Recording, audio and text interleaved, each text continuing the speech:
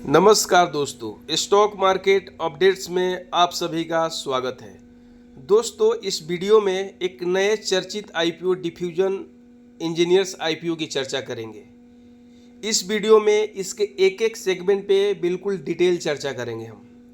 दोस्तों, वीडियो में आगे बढ़ने से पहले प्लीज़ इस वीडियो को लाइक करें, चैनल को सब्सक्राइब करें और अपने दोस्तों के बीच में ज़्यादा से ज़्यादा शेयर करें।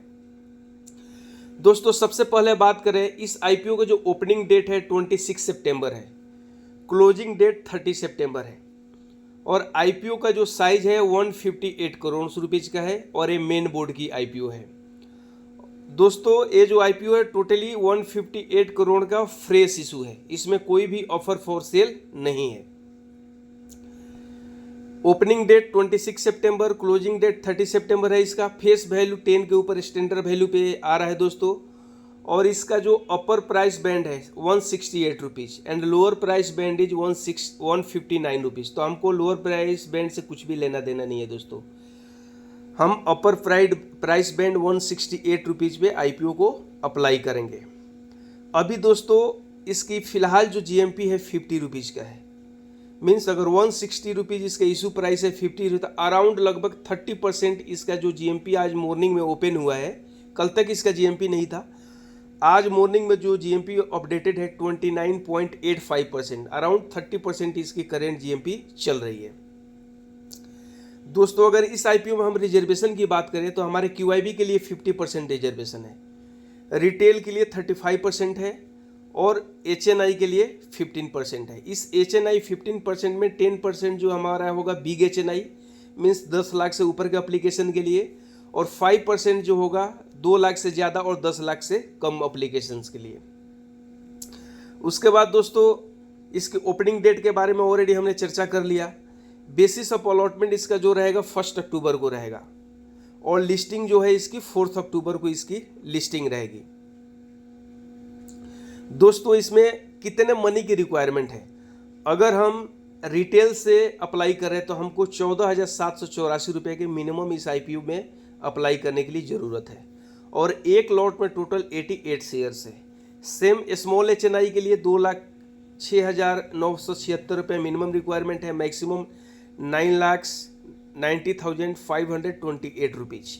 और बिग एचएनआई में तो आपको पता है 10 लाख मिनिमम आप जो अप्लाई करोगे बिग एचएनआई में, उसमें 10,05,312 रुपीज़ और उससे ज़्यादा आपको जितने का एप्लीकेशन डालना है अप टू आईपीओ इशू आप डाल सकते हैं। अगर इसकी कोर एस्टैब्लिशमेंट की दोस्तों बात करें तो ये जो कंपनी के एस्टैब्लिशमेंट हो जो फाउंडेड हुई कंपनी फाउंड हुई थी 1982 में फाउंड हुआ था। मीन्स इस कंपनी के एस्टैब्लिशमेंट 1982 में है। इस जो कंपनी का जो बिजनेस है दोस्तों, एक एक्चुअल में जो पार्ट्स पुर्जे है, मशीनरी आइटम्स है, जो कंपोनेंट के वियर एंड टीयर्स में जितने कंपोनेंट के रिक्वायरमेंट होता है या वियर एंड टीयर मशीन में रोकने के लिए जिस इक्विपमेंट की ज़रूरत होती है उसकी मैन्युफैक्चरिंग करती है। चलिए इसके डिटेल्स के बारे में हम पढ़ते हैं।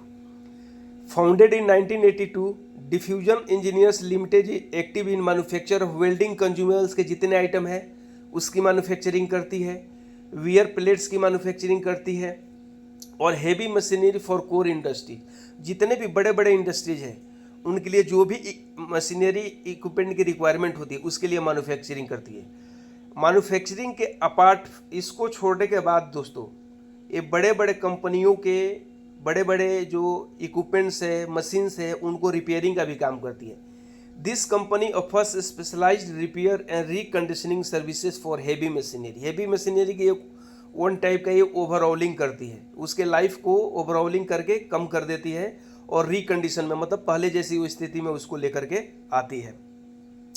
उसके साथ दोस्तों ये पाउडर बनाती है, wear protection powder. Wear protection powder दोस्तों वो होता है जैसे दो कंपोनेंट, अगर मशीन चालू है, दो कंपोनेंट आपस में बार बार घिस रहे हैं तो क्या है, कंपोनेंट में वियर एंड टीयर हो जाता है, उसमें तोड़ फोड़ हो जाता है। तो उस तोड़ फोड़ को वियर एंड टीयर को कम करने के लिए ऐसे पाउडर भी मार्केट में सप्लाई करती है। उसके बाद दोस्तों, ये जो कंपनी है इसकी अगर हम फिनेंशियल कंडीशन की बात करें तो इसका फिनेंशियल कंडीशन जो है बहुत हेल्दी कंडीशन है। अगर इनकी एसेट की बात करें दोस्तों, ईयर एंड ईयर इसका असेट इंक्रीज हुआ है। अभी जो 31 मार्च 2024 को इसका असेट जो था 275 करोड़ रुपीज़ का इसका असेट था। रिवेन्यू इसकी 208 करोड़ से बढ़ के 258 करोड़ हो गई। उसके बाद रिवेन्यू इसकी बढ़ करके 285 करोड़ हो गई।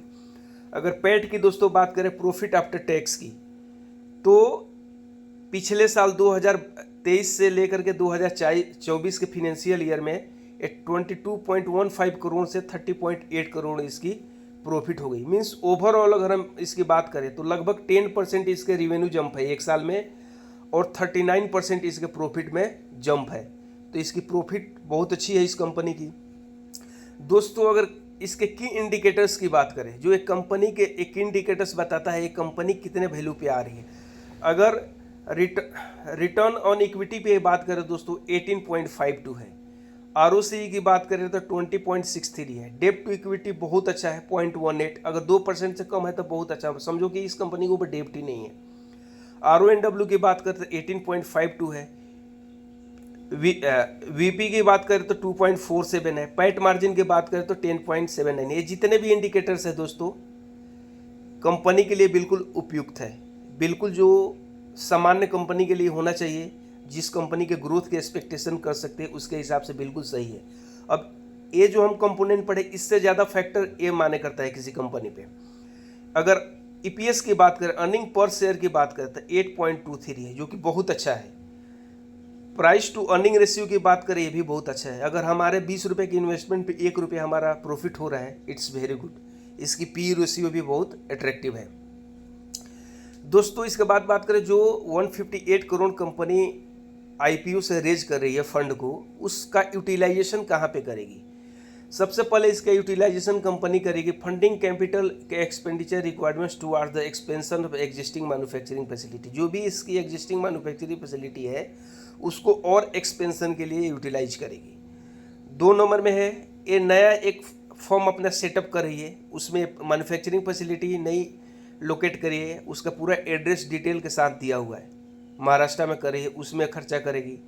उसके जो वर्किंग कैपिटल रिक्वायरमेंट्स है, मतलब आप जानते हैं किसी भी इंडस्ट्रीज के लिए जो प्रोडक्शन फंक्शन होता है क्या होता है, के होता है, एल होता है, लेबर होता है और लैंड होता है।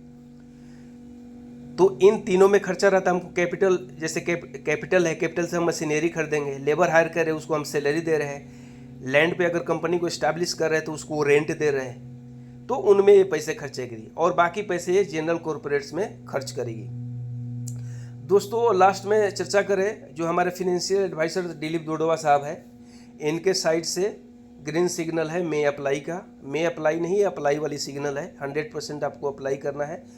दोस्तों अभी मार्केट में बहुत सारे IPO रहे, main board IPO, SME IPO, but अभी जो भी IPO हम अप्लाई करें ध्यान से देना है। आज जितने भी SME और मेन बोर्ड IPO की लिस्टिंग हुई है, मतलब हमारे एक्सपेक्टेशन से 50%, एक्सपेक्टेशन के 50% में उसका लिस्टिंग हुआ है। खैर एक कंपनी का परफॉर्मेंस तो बहुत अच्छी है, बट आज के जो लिस्टिंग है वो हमको इंडिकेट किया है कि ब्लाइंडली किसी भी IPO में अप्लाई नहीं करना है। दोस्तों इसके साथ ही मैं इस वीडियो को समाप्त करता हूँ। Please like this video, subscribe this channel and share among your friends.